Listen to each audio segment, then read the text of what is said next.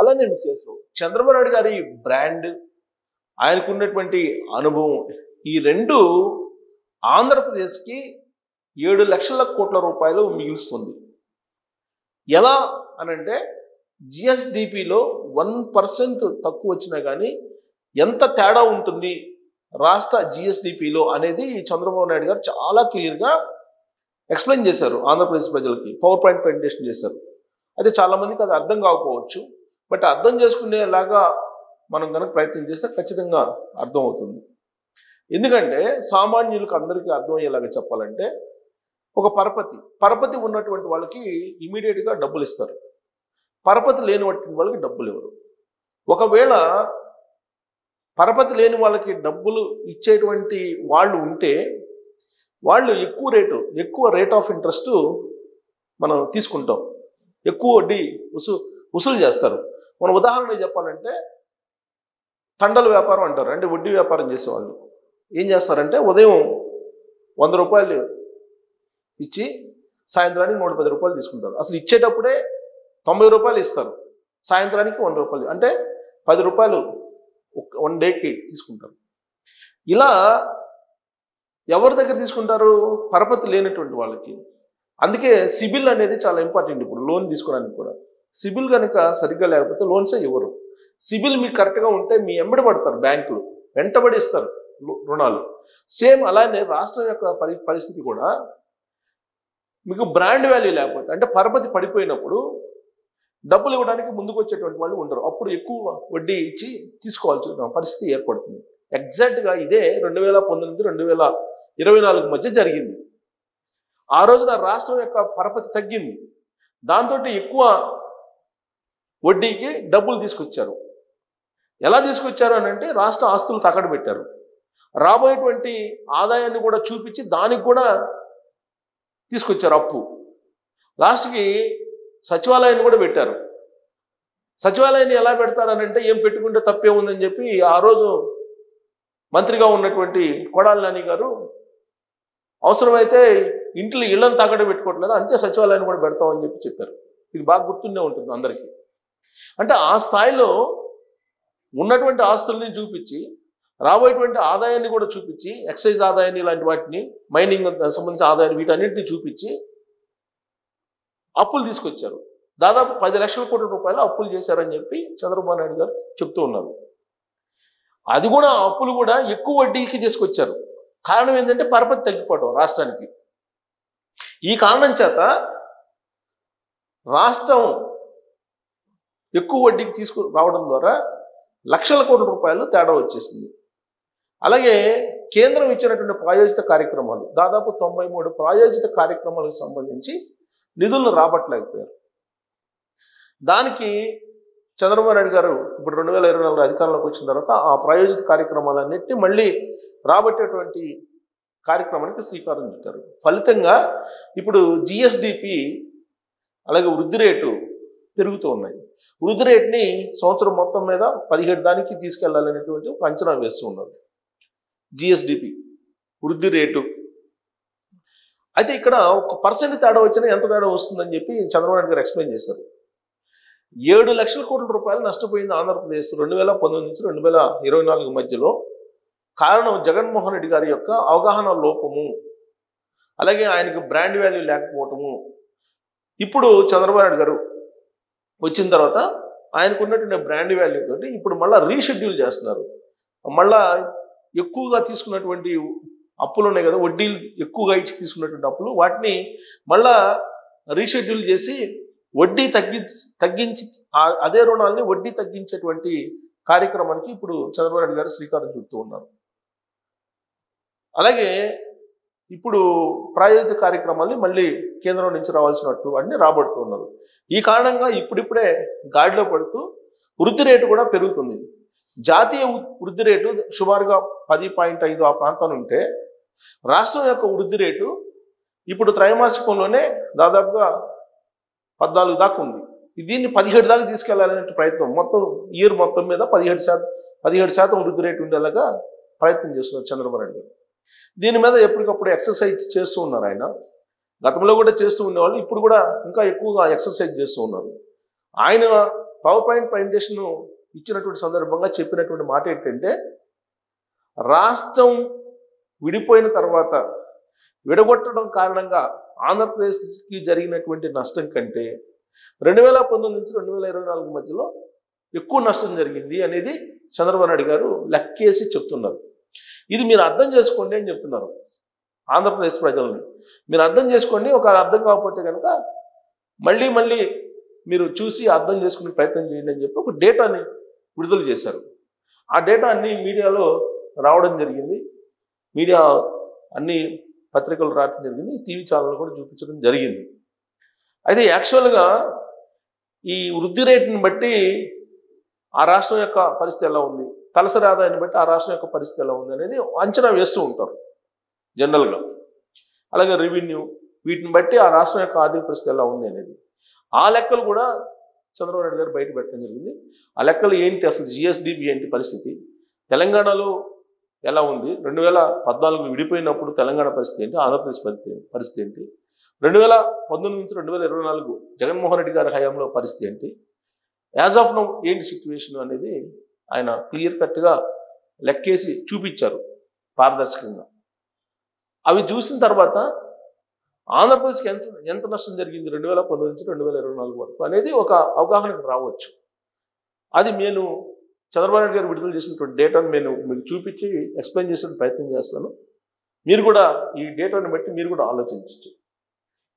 5 ఏళ్లలో 7 లక్షల కోట్ల జిఎస్టీ నష్టం, జిఎస్టీ రూపంలో జగన్మోహన్ రెడ్డి గారి హయాంలో 7 లక్షల కోట్ల నష్టం జరిగింది ఆంధ్రప్రదేశ్కి అని చెప్పి చంద్రబాబు నాయుడు గారు చెప్తున్నారు.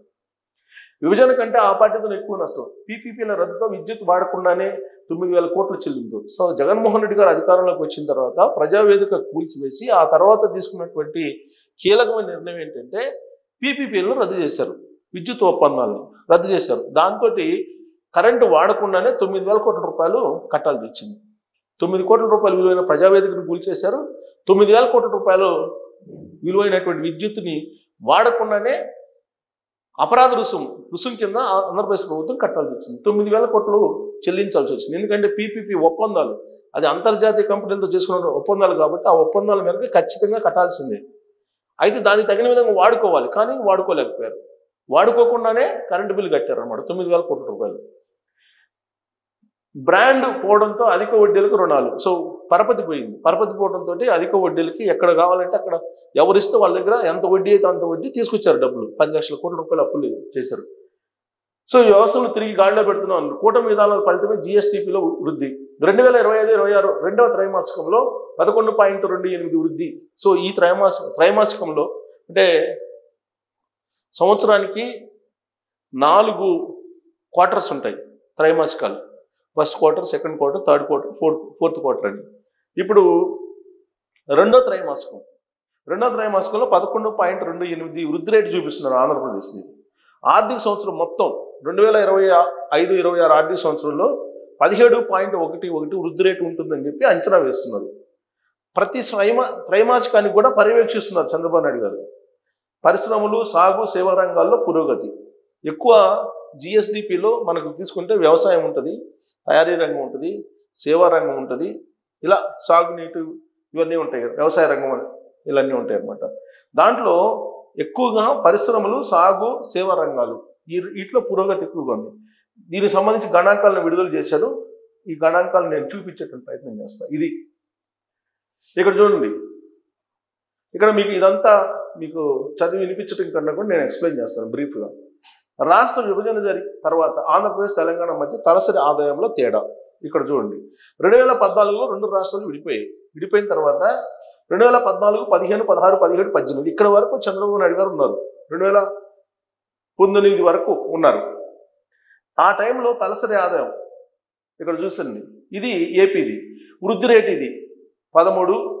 ఇలా ఈ 5 సంవత్సరాల్లో సగటు వృద్ధి రేటు 13.21 ఉంది. ఇది చంద్రబాబు నాయుడు గారు 5 సంవత్సరాలు 2014 నుంచి 2019 మధ్యలో సగటు ఆంధ్రప్రదేశ్ వృద్ధి రేటు 13.21 ఉంది. ఇక తలసరి ఆదాయం వివరాలు ఇచ్చారు, ఇయర్ వైజ్ ఏ ఇయర్లో ఎంత ఉందనేది. ఇదేమో తెలంగాణ తలసరి ఆదాయం. ఇది వీళ్ళ తెలంగాణ రాష్ట్రం యొక్క వృద్ధి రేటు ఎంత ఉంది, 13.37 ఉంది వృద్ధి రేటు. ఆంధ్రప్రదేశ్ 13.21 ఉంది. అంటే రెండు రాష్ట్రాలకు సంబంధించి సమానమైనటువంటి వృద్ధి రేటు ఉంది. ఇక్కడ మీరు గమనిస్తే చూడండి, చంద్రబాబు నాయుడు గారు ముఖ్యమంత్రిగా ఉన్నారు, ఇక్కడేమో కేసీఆర్ గారు ముఖ్యమంత్రిగా ఉన్నారు. తొలి విడత రెండు రాష్ట్రాలు వృద్ధి రేటు ఒకటేగానే ఉంది. తలసరి ఆదాయం కొంచెం ఎక్కువ ఉన్నప్పటికీ కూడా తెలంగాణలో వృద్ధి రేటుకి వచ్చేటప్పటికి సగటున ఎక్కువగా ఉన్నాయి. ఇక్కడ కేసీఆర్ గారు ఉన్నారు, ఇక్కడేమో జగన్మోహన్ రెడ్డి గారు వచ్చారు 2019లో. అప్పుడు వృద్ధి రేటు చూడండి, తలసరి ఆదాయం తెలంగాణది ఎక్కువ ఉంది, కానీ వృద్ధి రేటు చూద్దాం, సగటు వచ్చేసి 9.18 ఉంది. 9.18కి పడిపోయింది. చంద్రబాబు నాయుడు గారు అధికారంలో ఉన్నప్పుడు 13.21 ఉన్న వృద్ధి రేటు కాస్త 9.18కి పడిపోయింది. అదే తెలంగాణది వచ్చేసి, ఇది కొంచెం క్లోజప్లో చూపిస్తే అందరికి అర్థమైంది, ఇది తెలంగాణది వచ్చేసి 13.37 ఉంది, అది 10.88కి పడిపోయింది. 10.88కి పడిపోయింది. అంటే వృద్ధి రేటు ఇక్కడ తగ్గింది. ఇక్కడ ఎంత తగ్గింది? సుమారుగా 3 అంటే సుమారుగా 4 తగ్గింది. ఇక్కడ 4 తగ్గింది. సో రెండు రాష్ట్రాల యొక్క వృద్ధి రేటు తగ్గింది. కారణం ఏంటి? మధ్యలో కరోనా రావచ్చు, 2 years కరోనా తోటి ఇబ్బంది పడ్డారు అని చెప్పి చెప్తున్నారు. సో కారణం ఏమైనప్పటికీ చంద్రబాబు నాయుడు గారు ఉన్నప్పుడేమో రెండు రాష్ట్రాల వృద్ధి రేటు ఈక్వల్గా ఉన్నాయి. ఇక్కడికి వచ్చేటప్పటికి మనం తెలంగాణతో కంపేర్ చేసుకుంటే తెలంగాణ కంటే కూడా ఆంధ్రప్రదేశ్ దాదాపుగా 1.8 ఆ ప్రాంతాన 1.8 వృద్ధి రేటు తక్కువగా ఉంది ఆంధ్రప్రదేశ్కి. అంటే ఆంధ్రప్రదేశ్ వెనకబడింది వృద్ధి రేటులో ఇక్కడికి వచ్చేటప్పటికి.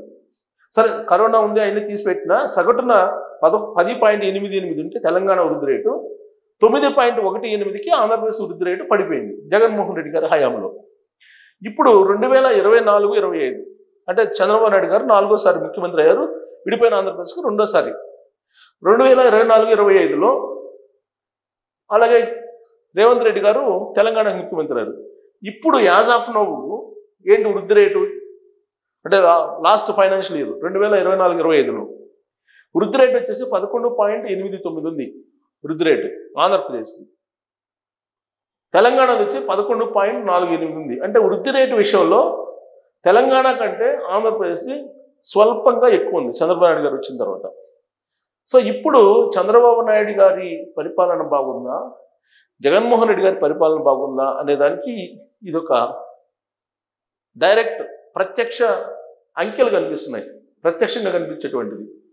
ఇక్కడ రెండవ త్రైమాసికానికి సంబంధించినటువంటి జీవీఏ జిఎస్డిపి అంచనాలు ఇచ్చారు. వ్యవసాయం వృద్ధి రేటు 1.8 ఉంది, పరిశ్రమలు ఆంధ్రప్రదేశ్ 8.5 ఉంది, సేవలు 8.6 ఉంది, జీవీఏ 8.7 ఉంది, జిఎస్డిపి 8.7 ఉంది. సో ఓవరాల్గా 17 వృద్ధి రేటు పెట్టుకున్నారు ఈ ఫైనాన్షియల్ ఇయర్కి 2025-26కి. But as of now last year కనుక చూసుకుంటే తెలంగాణ కంటే వృద్ధి రేటు ఆంధ్రప్రదేశ్ది ఎక్కువ ఉంది. సో ఇప్పుడు చంద్రబాబు నాయుడు గారు రావడం కారణంగా నీకు స్పీడ్ పెరిగింది, ఆంధ్రప్రదేశ్లో వృద్ధి రేటు పెరిగింది, తెలంగాణ కంటే స్వల్పంగా వృద్ధి రేటు ఎక్కువగా ఉంది. ఇక్కడ చూడండి